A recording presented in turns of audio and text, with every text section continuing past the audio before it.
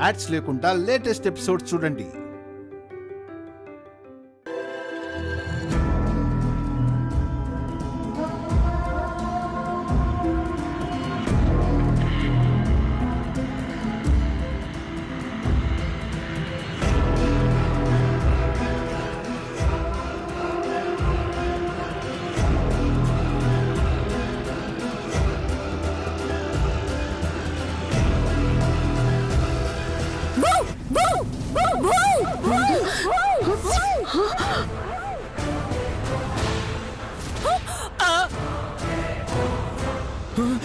అమ్మో,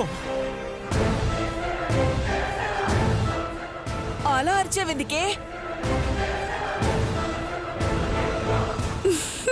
మా ఆయన రాయలస్వామి వారి వీపు మీద పడ్డాడు, చూసావా పిన్ని? పిరికి పంద.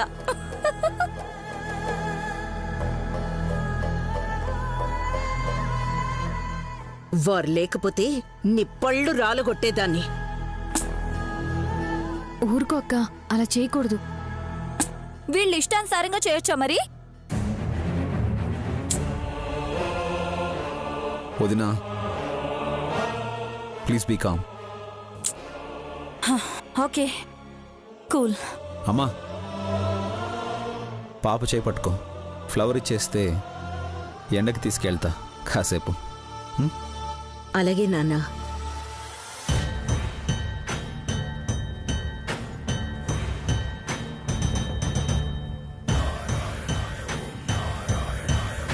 గాయత్రి,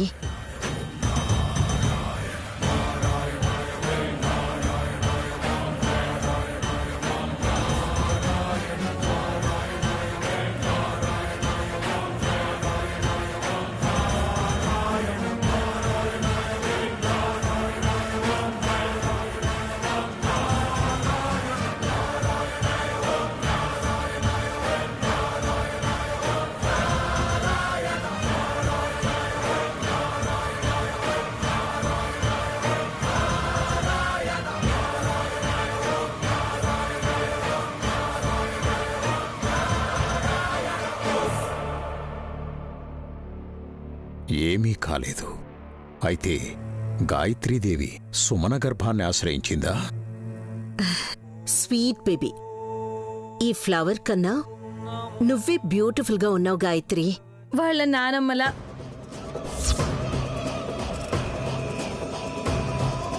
ఓయ్ డమ్మక్క, అదిగో ఆ ఫోటోలో ఉన్నారే మా పెద్దత్తయ్య గాయత్రీదేవి గారు. వారు విశాల్ బావ గారికి జన్మనిచ్చిన తల్లి.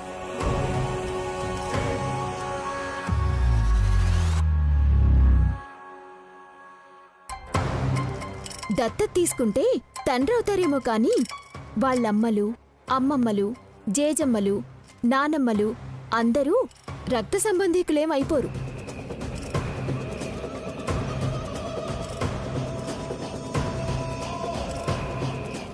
పాడునోరు ఇంకా తెరవలేదేంటా అనుకున్నాను. ఏది పడితే అది మాట్లాడితే నిన్ను మనిషి అనరు. ఇష్టానుసారంగా మాట్లాడింది నేను కాదు, డమ్మక్కనే. హే ఆపుతావు ఇంక నువ్వు. గాయత్రిని కన్న తల్లి కన్న తండ్రి ఇప్పుడు లేరు.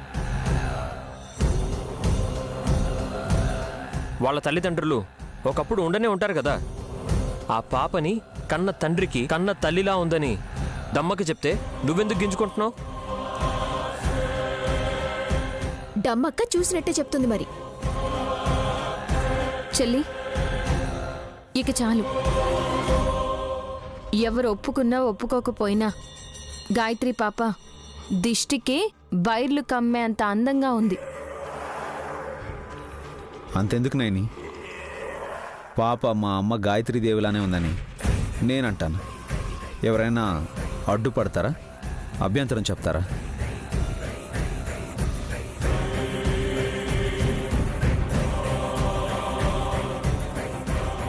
స్వామి, ఆ పాప మా పెద్దమ్మ కాదుగా?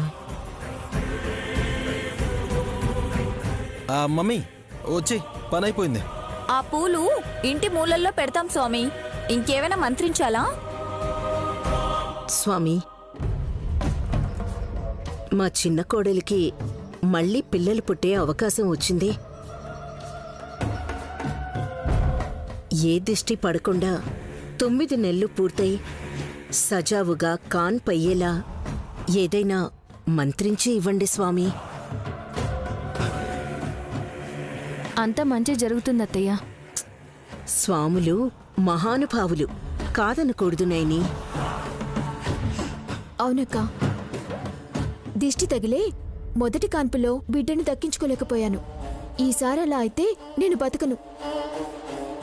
అప్పుడు కూడా నువ్వు చేస్తావనే ఆపరేషన్ చేయించాను. అల్లుడు ఈ మాటలే వద్దంది.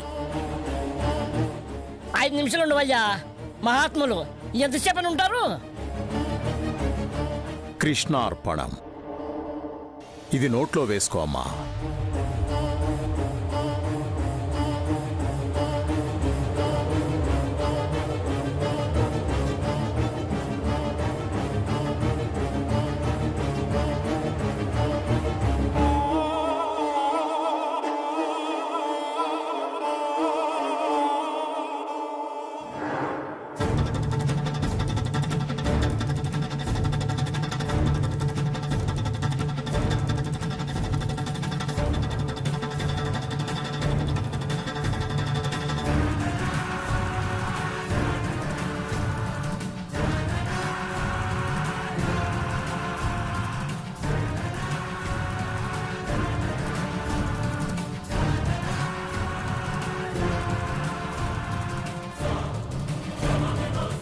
తన కడుపులో గాయత్రీదేవి ఉంటే గనక ఈమె శరీరం రంగు మారుతుంది. అలర్జీ ఏం రాలేదు కదా సుమన? లేదు బావగారు. కృష్ణార్పణం. అంతా మంచే జరుగుగాక. తిలోత్తమా, సెలవు. గేట్ దాకా సాగనంపుతాను స్వామి. పదండి పదండి.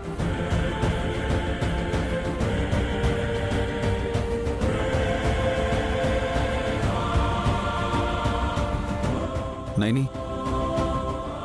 నేను కూడా బుజ్జిపాప గాయత్రిని ఎండకు తీసుకెళ్ళి 10 నిమిషాల్లో వచ్చేస్తాను. బాబుగారు, మీరు టిఫిన్ చేయలేదు.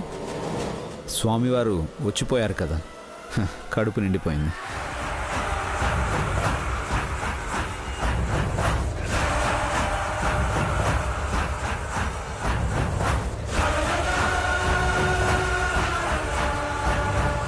చిట్టి కడుపులో విభూది వేస్తే విశాల్ కడుపెలా నిండిందబ్బా.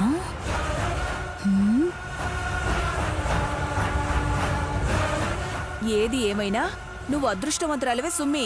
కృష్ణరాయల స్వామివారి చేత విభూది తీసుకుని చప్పరించేశావు. మల్లో మనమాట నేను చిటికెడు విభూది అడిగి మింగేశానంటే నెల తప్పేదాన్నంటావా? ఏ సుమ్మి, సుమ్మి ఏమైందే? సుమ్మి, కడుపు పట్టుకుని మెలికలు తిరిగిపోతున్నావంటే? అయ్యో, ఏ హాసు, ఏమండి? విక్కీ, నైని, త్వరగా రండి. అయ్యో, ఏమైంది పిన్ని? సుమి, సుమి, దుర్ద పిన్ని, ఏమైంది? సుమి, పిన్ని, క్యా హువా పిన్ని? బువ్వా లేదు, బువ్వా లేదు. సుమి పరిస్థితి చూడండి. చెల్లి, ఏమైంది? ఏమైంది చెల్లి? చిట్టి, ఏమైంది? నొప్పి, కడుపులో నొప్పి. ఏం చేసావు పిన్ని? నీ అమ్మ కడుపు మాడ. నేనే చేస్తానే. మాట్లాడుకుంటూ మెట్లెక్కుతూ వచ్చాం. కడుపునే పని. అత్తయ్య, ఎందుకలా కేకేశావు? చూడండి అయ్యా, నీ మరదలు వంగిపోతే నేనేదో చేశానని నిందలేస్తున్నారు. చిట్టి,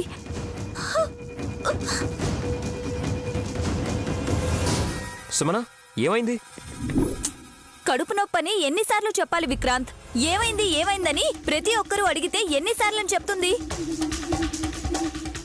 సుమనా, హాస్పిటల్కి తీసుకెళ్దాం పదండి. పరిస్థితి చూస్తుంటే వెళ్లేంత వరకు నొప్పి భరించేలా లేదు బాబుగారు. సుమనకి ఏం కాదులే వదినా. నాకేమైనా పర్వాలేదు, కానీ నా కడుపులో బిడ్డకి మాత్రం ఏం కాకూడదు.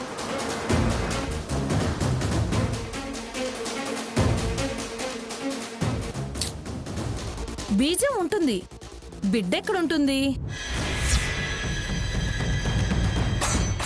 ఏదో ఒకట్లే, ముందు సుమలమ్మ కడుపు నొప్పి తగ్గే మార్గం చూడండి. ఏం తింది? టిఫినే కదా. కాస్త ఎక్కువ తినేసిందంటావా? స్వామీజీ వారు ఇచ్చిన విభూది వల్ల ఇలా జరుగుండొచ్చు కదా.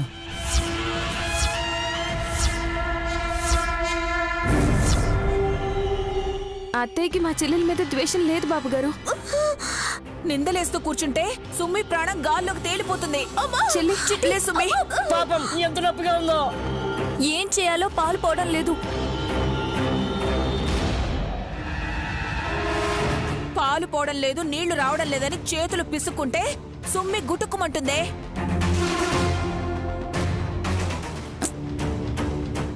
నొప్పి. నైని, హాస్పిటల్కి వెళ్లకుండా ఆలస్యం చేస్తే ఇంకా ప్రమాదం. ఏం చేద్దాం? అదే అర్థం కావడం లేదు బాబుగారు. మా అక్క నన్ను చంపేస్తుంది, నాకు తెలుసు. అరే అరే చిట్టి, ఎందుకలా వాగుతావు? వదిలేమన్నారని మాకేం చేయాలో అర్థం కాక మేము టెన్షన్ పడుతున్నాం.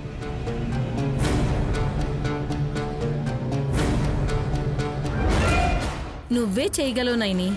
నేనేం చేయగలను అమ్మక్క. వంటింటి చిట్కాలు తెలుసు కానీ మంచి చెయ్యిపోయి చెడెదురైతే జీవితాంతం నన్ను తిడుతూనే ఉంటుంది మా చెల్లి.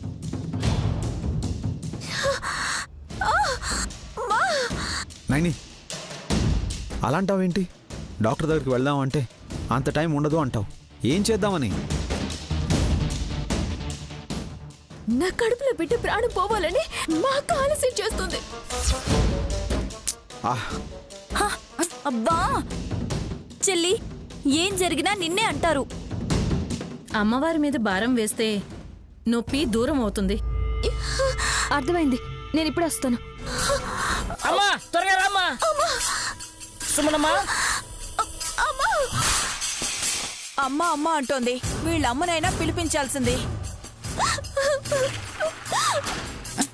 రేపు వస్తానందిలే మీ అమ్మ. కొంచెం ఓపిక పట్టు సుమన, నైని వదిన వచ్చేస్తుంది.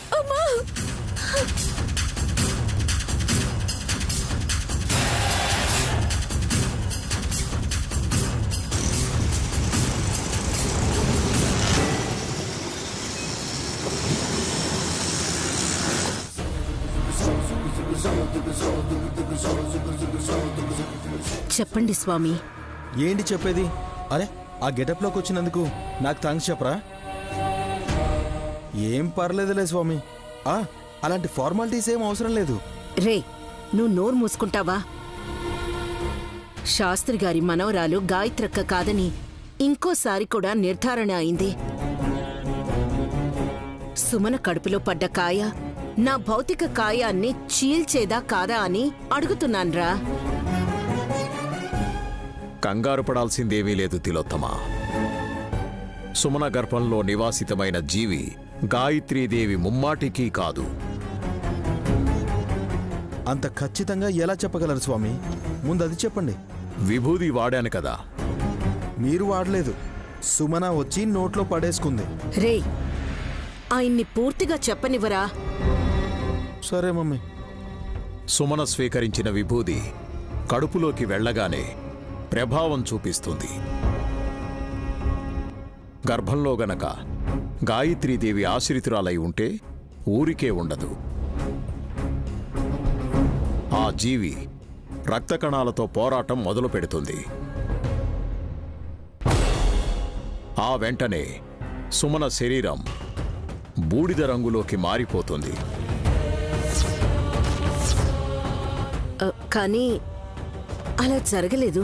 సుమన బానే ఉంది. అంటే గాయత్రి పెద్దమ్మ గర్భసంచిలో లేదు.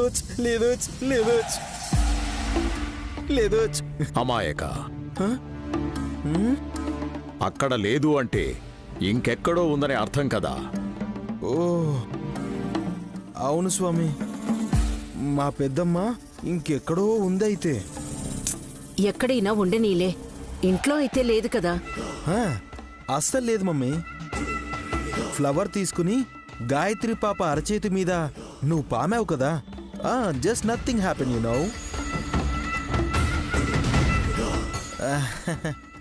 ఏదో వచ్చిన 2 ఇంగ్లీష్ ముక్కలు మాట్లాడితే హైఫైగా ఉంటుందని. మారయ్య స్వామి, అయితే ప్రస్తుతానికి సమస్య అయితే ఏం లేదు కదా? ఇప్పుడు సమస్య నీకు లేదు తిలోత్తమా, నీ చిన్న కోడలుకుంటుంది. ఏంటది? మంత్రించిన విభూది ప్రయోగం వల్ల తీవ్రమైన కడుపు నొప్పి మొదలవుతుంది.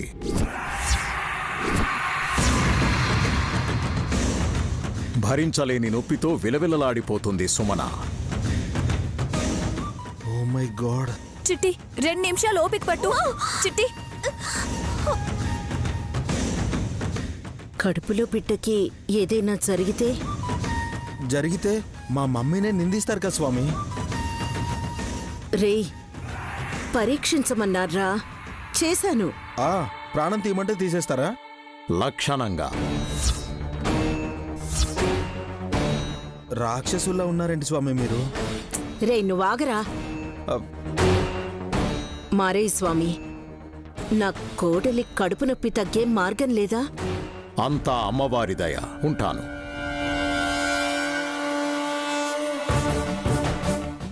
మమ్మీ, ఏదైనా జరిగితే ఆ విక్రాంత్ గాడు నీ గొంతు నులుముతాడు.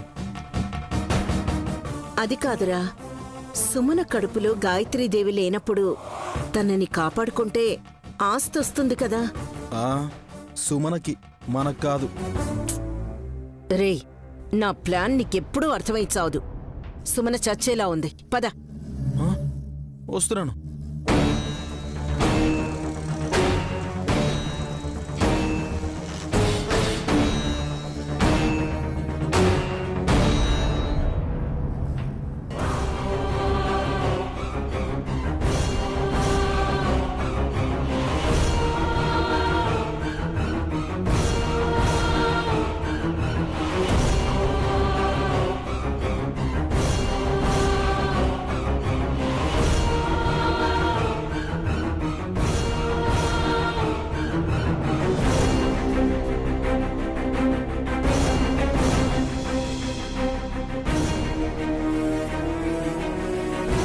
చిట్టి 2 నిమిషాలు ఓపిక పట్టు. చెల్లొచ్చేస్తుంది.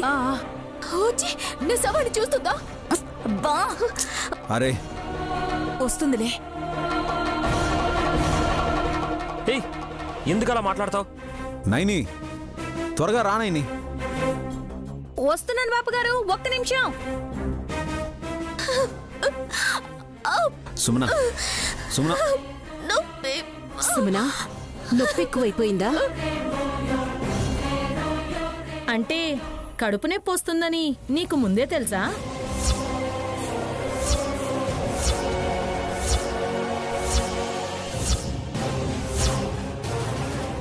నువ్వు నోరు మూసుకుంటావా? డమ్మక్క కరెక్ట్ గానే అడిగింది కదత్తయ్యా. దొంగ కోళ్లు పట్టే వాళ్లలా నా మొగుణ్ణి వెంటేసుకుని పరిగెత్తుకుంటూ వచ్చారు, బానే ఉంది. రావడంతోటి నొప్పి ఎక్కువైందా అని అలా ఎలా అడగగలిగారంట? సీనియర్ సిటిజన్ చెప్పగలరు. మీ అమ్మ ఏమైనా ముసల్దా? ఏ, నువ్వెక్కువ మాట్లాడితే నాలుక లాగేస్తాను. లాగుతారు, బయటకి చాపుకొని ఉంటాను మరి. నువ్వు ఉండవే. చూడొదినా, సుమ్మి ఎలా వంకర్లు తిరిగిపోతుందో. డాక్టర్ని పిలిపించారా? అవసరం లేదందమ్మా నైని. మీ ఆవిడకే బానే చెప్తుంది. అబార్షన్ అయితే ఎవరు బాధ్యులు?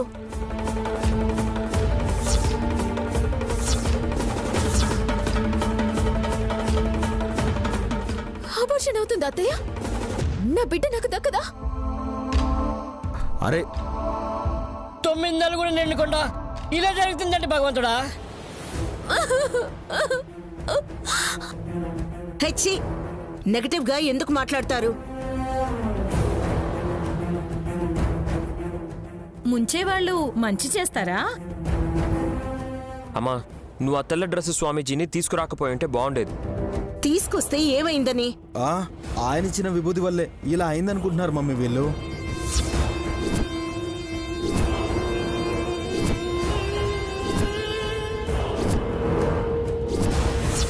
రే, నువ్వు మధ్యలో మాట్లాడుకో.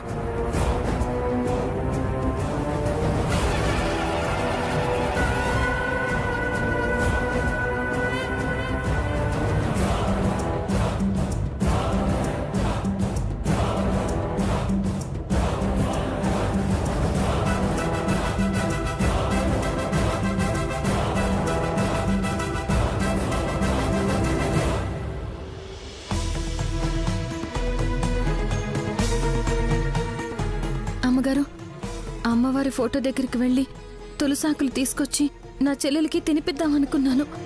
కానీ ఇప్పుడు నేను వెళ్ళకూడదు. అందుకే ఈ చిట్కా పాటించాలని ఇలా చేశాను. మీ దయతోనైనా మా చెల్లెలికి కడుపు నొప్పి తగ్గిపోవాలి.